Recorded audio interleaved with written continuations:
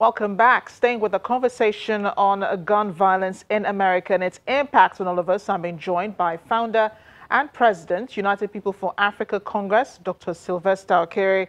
Dr. Okere is also an expert on security and intelligence solutions and was once appointed as the first immigrant to fill Africa's seat on the Democratic Party to represent the African diaspora voice. He joins us now from Maryland, Washington, D.C.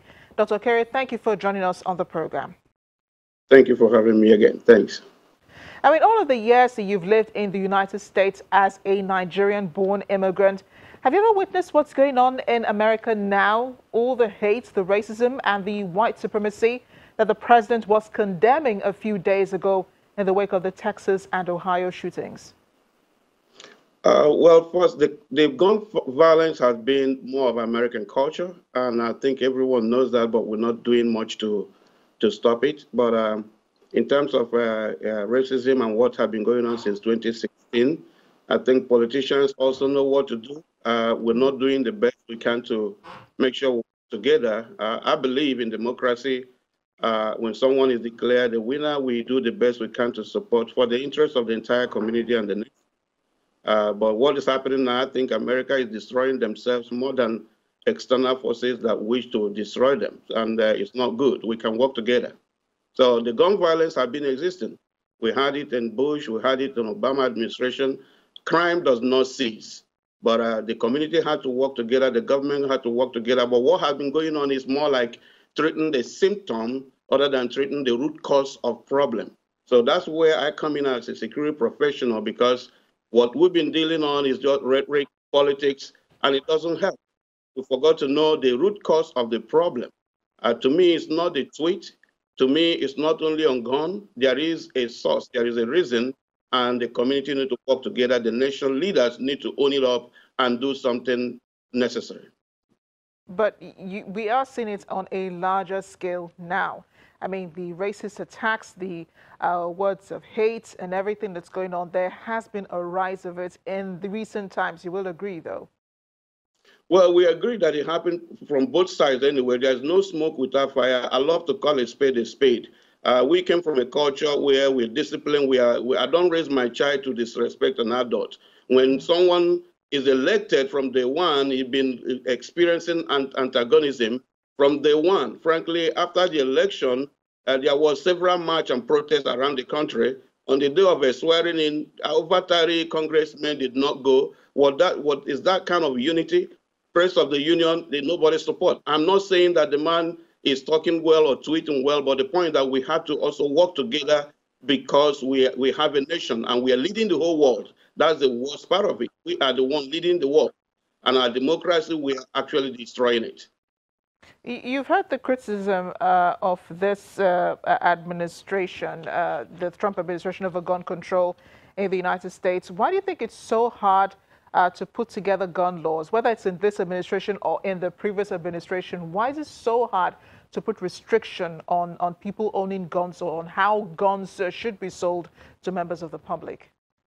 And that's a perfect question, because even the previous administration and even before Obama administration, gun violence has always been, many cities have been affected. For instance, Baltimore, we are dealing on, Chicago, Detroit, everywhere it is like that. But the point is, politicians need to, bipartisanly think about the community. We're focusing on gun. Look, even if we control gun, restrict gun from people, we have forgotten to deal with the root cause. All the movies, Hollywood controls the activities of people in the world today, especially America. The movies, the games, the violence, the music that is coming on, there should be control over there. Look, NRA donate a lot of money to politicians. Hollywood donate more to politicians, but we're not talking about that area, so that our families are being controlled by Hollywood.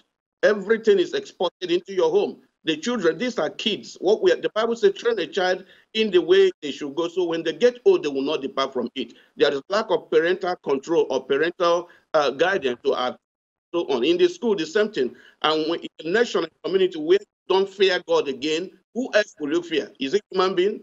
In a nation where parents don't have too much control of their son or their daughter, do whatever you want to do. So we are blaming gun control and blaming the tweet, but we know the source is the Hollywood. It's things we feed ourselves and our children.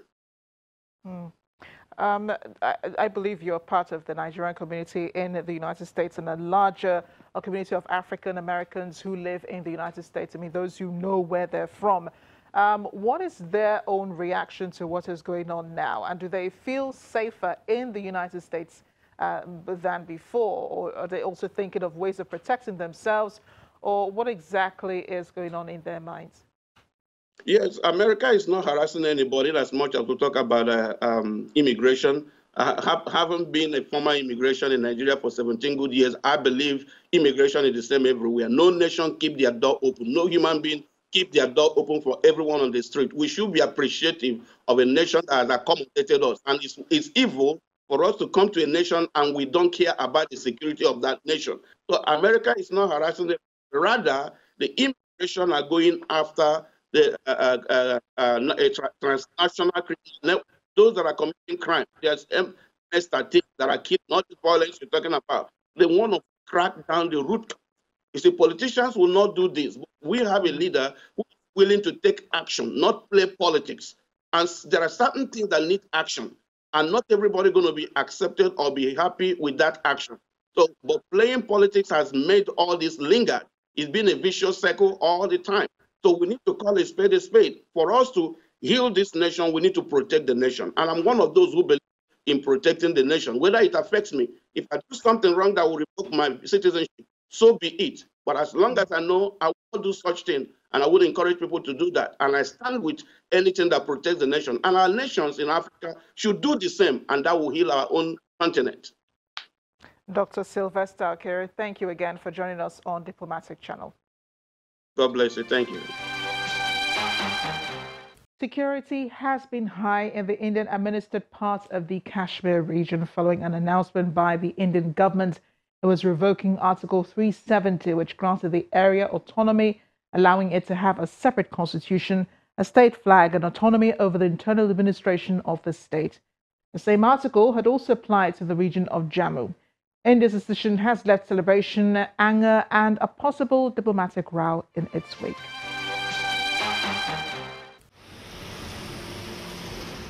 It's a move which left uneasy calm over the disputed region, and one which has drawn criticism and reaction from the Pakistani government. Beginning with a call to India to withdraw its High Commissioner to Pakistan. The Indian government has also been informed that Pakistan will not be sending its High Commissioner designate to India. Pakistan's Foreign Office spokesman Mohammad Faisal defended Pakistan's decision to downgrade diplomatic ties, saying no unilateral steps by the government of India can change the internationally accepted disputed area's status, as enshrined in the United Nations Security Council resolutions. Pakistan has also suspended bilateral trade with India, is set to be a review in bilateral arrangements, and stopped its train service to India. Pakistan's Foreign Minister Shah Mahmood Qureshi also says the matter will be moved to the UN Security Council with China's support, with a motion to condemn India for its decision to strip its portion of the Kashmir region of special status. Kashmir is a Himalayan region that both India and Pakistan say is fully theirs. It was once a princeless state called Jammu and Kashmir, but it joined India in 1947 when the subcontinent was divided up at the end of British rule. Both India and Pakistan went to war over it, and each came to control different parts of the territory with a ceasefire line agreed. However, there's been violence in the Indian-administered side, the state of Jammu and Kashmir, for 30 years due to a separatist insurgency against Indian rule. Pakistanis in the Pakistani Kashmir capital, Muzaffarabad, have been protesting against India's decision. The Indian Prime Minister Narendra Modi defended his decision in a special television broadcast. He said the decision to change the status of Kashmir will help government employees of Jammu and Kashmir get the benefits enjoyed by people of other federally administered territories. He also encouraged large corporations, including information technology companies, to invest in the state and generate jobs for the people from the region, and promised to step up infrastructure projects in the region. The message has provided little comfort for the thousands of laborers in the Kashmir Valley who have packed up their belongings and began their journey home. Laborers said India's decision has disrupted their work and daily life, forcing them to leave without any money. While Pakistan says it will not consider a military option against India, the UN has called on both sides to refrain from steps that could affect the special status of the disputed regions. The Secretary-General is also concerned over reports of restrictions on the Indian side of Kashmir, which could exacerbate the human rights situation in the region. The Secretary-General calls on all parties to refrain from taking steps that could affect the status of Jammu and Kashmir. Experts' opinion is sharply divided on how to approach the problem created by India, but suggest exploring options at the Supreme Court.